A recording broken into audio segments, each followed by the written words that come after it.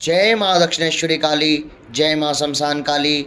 मैं भगत अमन भारद्वाज माँ दक्षिणेश्वरी काली दरबार देहरादून से आज हम गांव माना में पहुँचे, जो भारत का अंतिम गांव है।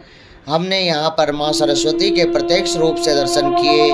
जो पुराणों में कहा जाता है, माँ सरस्वती के प्रत्यक्ष रूप में दर्शन दो स्थानों पे पाए जाते हैं, या तो माना गांव में या फिर प्रयागराज में एक कुएं के अंदर माँ सरस्वती का वास है।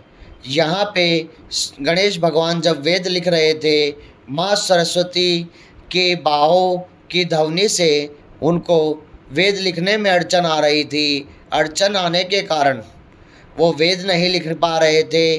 माँ कभी खेल खेल में उनकी कलम तोड़ देती और उनको वेद लिखने में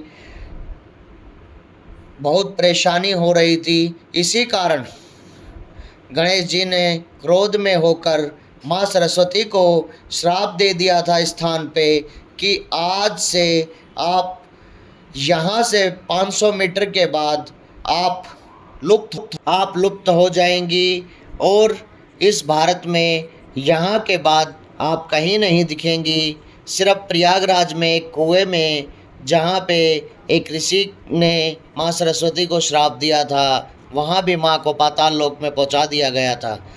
इस भारत में माँ सरस्वती के सिर्फ प्रत्यक्ष रूप में दर्शन सिर्फ माना गांव में भीमशिला पे ही होते हैं।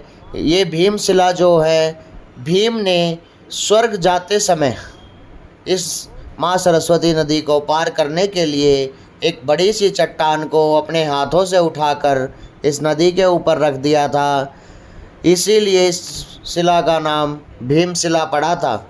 और भी पुराणों में इसकी कई कथाएं लिखी गई हैं, कई कथाएं चलती आ रही हैं।